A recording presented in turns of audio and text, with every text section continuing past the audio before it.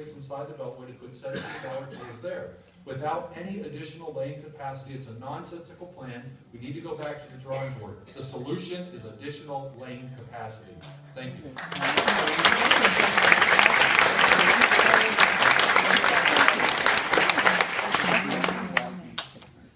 The next question we will start with and that has to do with state funding for local schools. The local composite index, which you're probably familiar with, the formula the state uses to determine how much state funds each locality will get to fund education.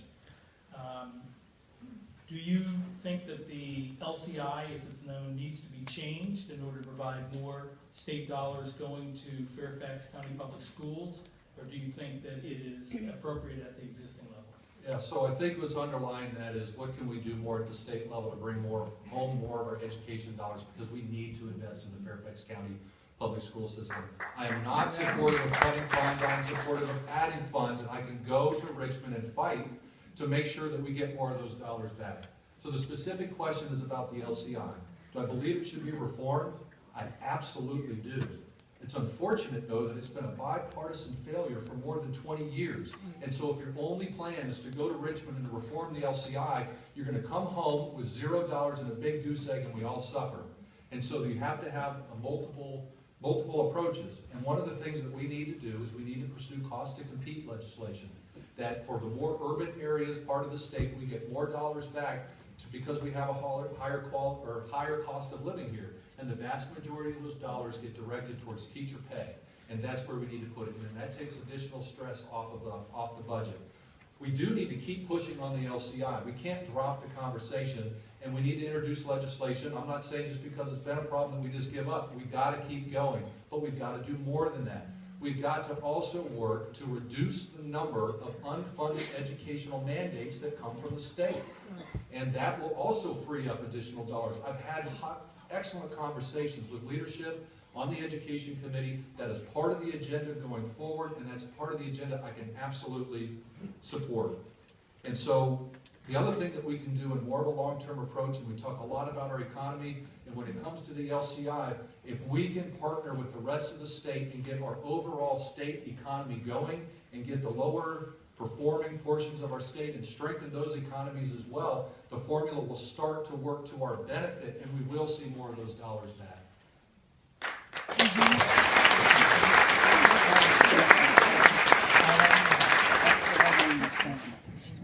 Well, I mean, Craig is right. We have for years been underfunding our schools, and I think all of us know that. And it is a problem. And this, we have been having conversations with the governor and with leaders in the House and the Senate on how we can approach this issue in a, let's say, more effective way.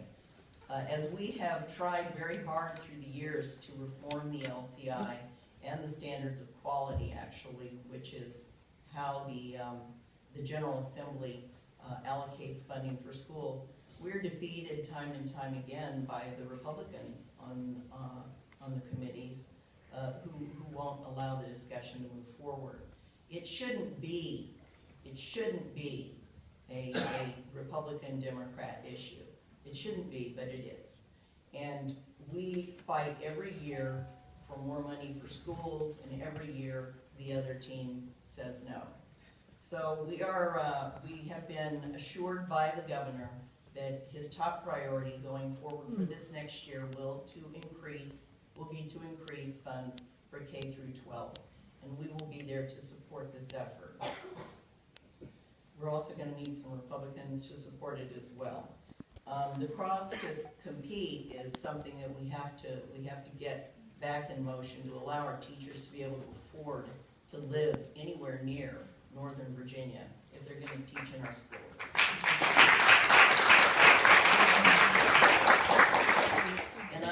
And I also know, and I've been told, that we don't fully fund teachers' pension plans. So it isn't just that they're underpaid, and they're underpaid not just compared to Maryland, but to Alexandria and to Arlington. Our teachers are underpaid compared to everybody.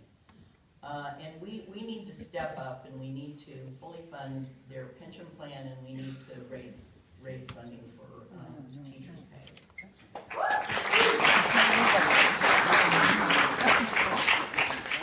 So, Ms. Murphy, the next question is for you. And this question has to do with healthcare costs, similar to the question asked Senator Favola. Healthcare costs are increasing, in part because we're paying for people who are uninsured, because the costs of providing them with healthcare are passed on to others, either through taxes or higher health insurance costs. Do you have any plans to try to control total healthcare spending? These taxpayers and insured have to support